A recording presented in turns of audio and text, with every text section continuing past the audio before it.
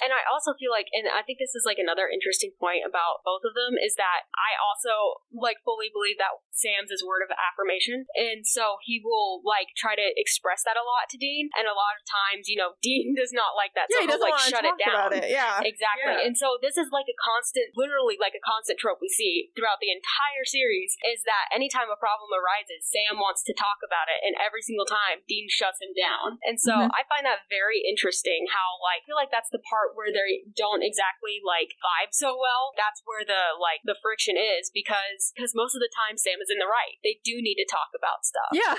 So, but I think it's very interesting that a lot of times Sam's first response is, talk. We need to talk. And so I wonder if that ties into it. And I think we see that, especially, I think the Angels really use this against them. Oh, absolutely. In season 4 in particular, because Dean does that voicemail where he, for once, uses his words and he says, Sam, I'm sorry, I didn't mean that. We can do whatever. We'll fix this. It doesn't matter. You're still going to be my brother. And the Angels manipulate the voicemail, so it's the opposite. And Sam never hears the good voicemail from Dean. That hurt me so much. It hurts me, and I honestly never really thought that much about it. And then I'm like, oh, we as the audience see Dean say this thing, but it honestly didn't occur to me that Sam never hears that. Like, never. I'm sure they never talk about it. No, oh, absolutely not.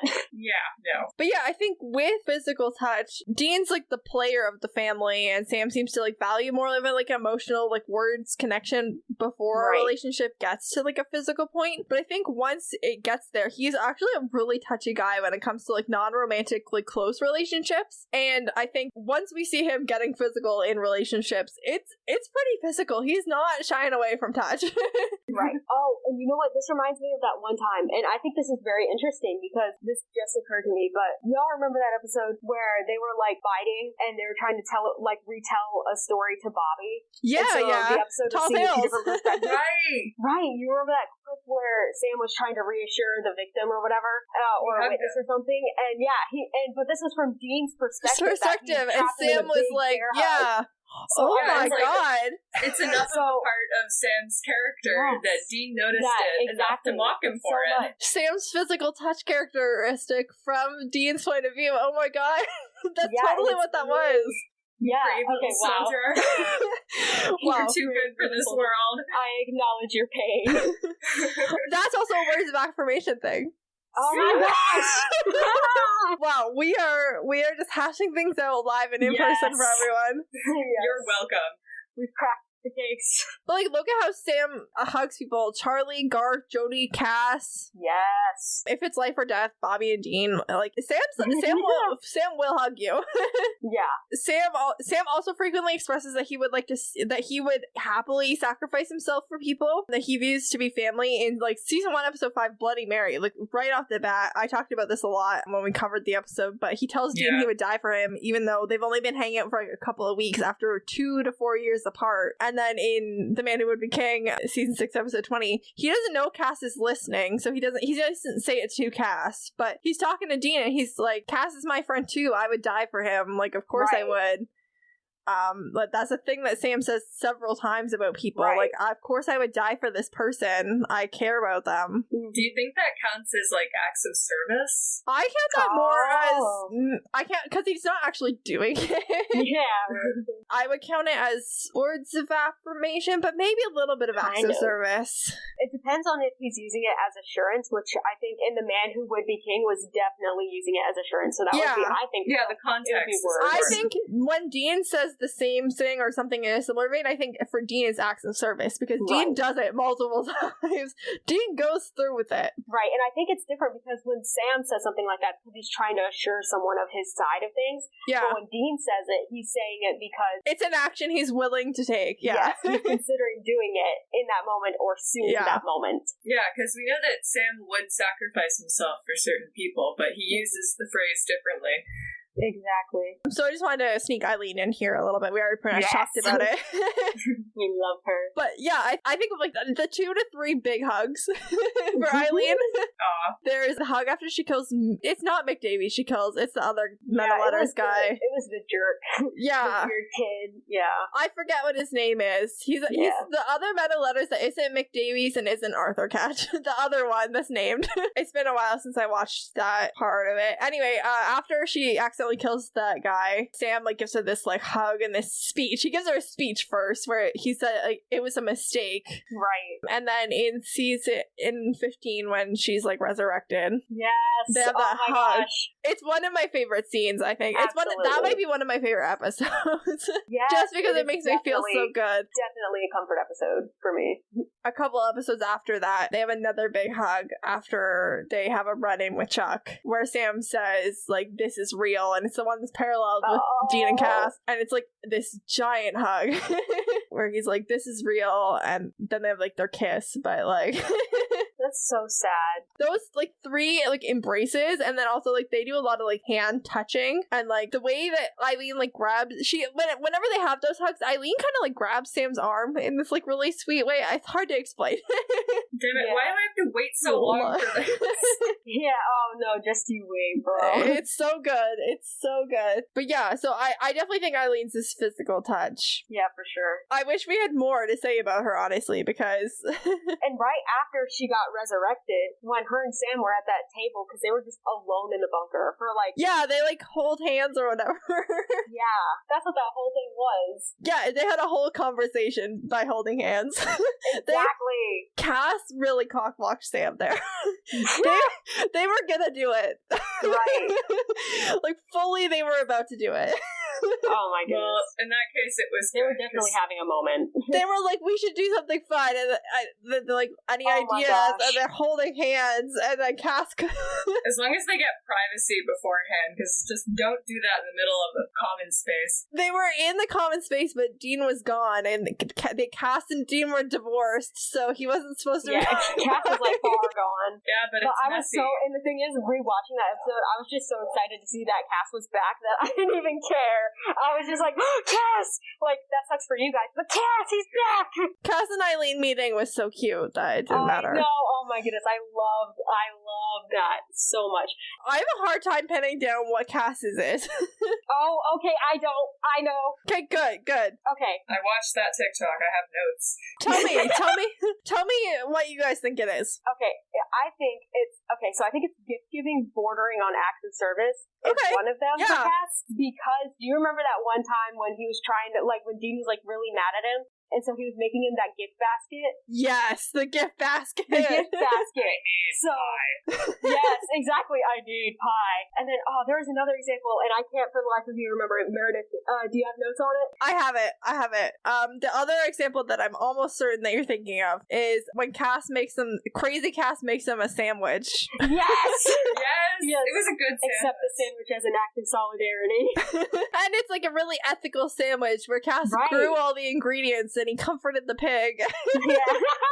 And actually, at that point, they kind of had to get food that way because the Leviathans had put the creepy chemical into everything. Yeah, that's true. Big deal to have a sandwich because, like, processed food was a no-no, so bread was hard to come by. Yeah. Yep. Yeah, so definitely that. And I feel like there's another one, but I can't remember. That may totally make sense for gift giving, like 100%. And I remember another one. When he got Claire, the little cat. Yes! The hot topical. Yes! This is gonna haunt me for, like, the rest of my rewatch. I'm gonna be like, oh my gosh, there's that love language. I think Julia also mentioned words of affirmation, because Cass is always trying to talk out his feelings, and Dean's not really into that. Absolutely. I feel like, you remember that very end scene of The Man Who Would Be King, when he was, like, trying to explain to Dean, like, that the reason that he's doing all these things was for Dean? I feel like that was, like, a big, major miscommunication moment, because I think, like, again, like, Cass's love language, like, one of them is words of affirmation, and Dean's isn't. I have a video where I stitched that to the confession.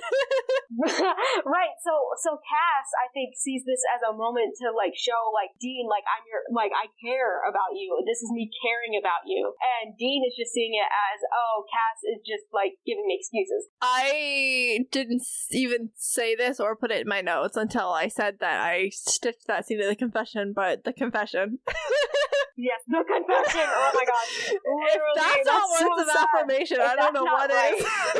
It was only words of affirmation. That's all it was. Absolutely. Because, and I feel like his words almost always weigh a lot. I mean, except for, like, I'll interrogate the cat. But, like, his words are always intentional, and what he says always means something. He also doesn't small talk ever. Ever. I think I'm going to be looking now for a time where they're just talking for no reason. Yeah, just filling the silence. So anything that Cass says is important either to the plot or to his feelings about what's going on. Early on with Cass, like, he is totally prepared to just, like, stand there silently in the motel room while Dean sleeps. Yeah. Yeah, that's so true. So I want to talk a little bit about Cass and touching. Cass, in, like, all of the early seasons, has, like, total disrespect for personal space. It's not even a disrespect. It's a lack of understanding of why you should have personal space between you and someone that you're interacting with. Yeah. Cass, we talked about this. I just want to see the way angels interact. It's just like noses just centimeters from each other. But then also, like, he has an evolution for how he hugs over the years. Like, he doesn't really hug. And then in season 6, when Sam gets his soul back, Sam's like, it would be awkward if we hugged. But then by season 9, Sam, like, full body hugs Cass. Yes. And it's like, you're supposed to hug back. And then by season 12, Cass is like, first person that Sam wants to hug. When they get rescued after they get held by the government, Sam hugs Cass before he hugs his mom. Yeah, well, that's fair. He knows it better. He hugs Cass before Dean does, and before he hugs his mom. Like, they're the first two that hug in that scene. Which really ties into what we discussed with Sam's love language being physical touch. Yeah. Right. But I think there's some evolution there. And I think Cass also touches people when he heals them some of the time, but not all the time. And I think it depends on how he feels the other person needs him to interact with them. So I don't know if it's necessarily his love language, but I think he feels when other people need to be physically touched. Right. And what was that scene? The one scene there's this one scene where he definitely needed that touch. Whenever Dean was about to, like, sacrifice his life, I think in season 14, he was about to take out some major characters. He was like kind of giving his own, like, death speech, and he was like, you know, like, individually going around, like, telling people goodbye, and then he turned around and Cass just, like, full on, like, body slammed him. Like, he didn't, like, no time for words. He just, like, and the Dean was like, okay, all right, like, yeah, but, like, Cass. Oh, I think that was season 11. Was that the Amara stuff? Like, when they were in Chicken Amara? Yeah, that was season 11. Oh. That was, because that's how we got Mary back. Yeah, I remember her. So, like, right. Okay, yeah. That's when that was. I can hear that scene. I can literally hear it. Yeah, look after Sam. Right. And then, like, Cass just full on, like, body slam. And then when they meet up again the next time, it's a full hug. It's like, stop Mary from shooting him, and then full body hug, no words.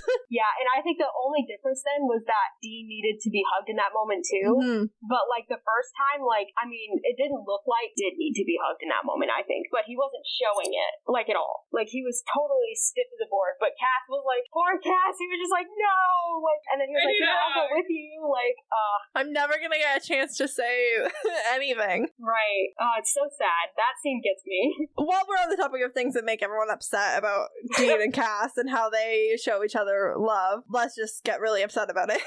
I forget where I read this. I feel like it was a read somewhere, not a TikTok or anything like that. Right. So I feel like I read it, but I don't know where. So if this was you, thank you for your service. And I wish that I could have found it again, because I'm sure you said it better. But it was beautifully articulated, and I'm not.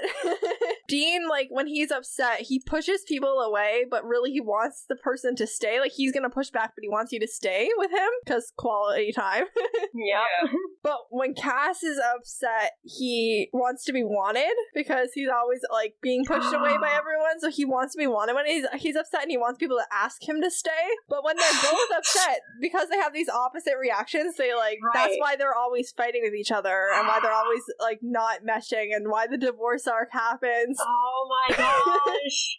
Because Dean's upset, so he wants to push Cass away, but he wants Cass to stay, and Cass wants Dean to ask him to stay, but Dean's pushing him away. So, like, they're just giving each other the total opposite signals, and that's why they're not connecting. Oh, man, and of course, I'm gonna bring this back to the Mandalorian thing, but again, that's the same thing. It's the same thing. Major. Oh my gosh, that makes so much sense. That's like The Man Who really came back around in season 15. Like, it was already a really good episode, but so much stuff from how Cass and Dean interact with each other comes back to that episode. Exactly. It's my favorite episode, but man, I don't know if I can look at it the same after this. It's good not looking at it the same, but, like, this is definitely changing some of the things I psychoanalyzed about it before. I want to talk about Jack. Oh, Jack. And, like, with Jack, I mostly mean familial relationships because he's, like, a child. Literally a child. I know some people ship Jack with his buddy Connor, his, like, friend, but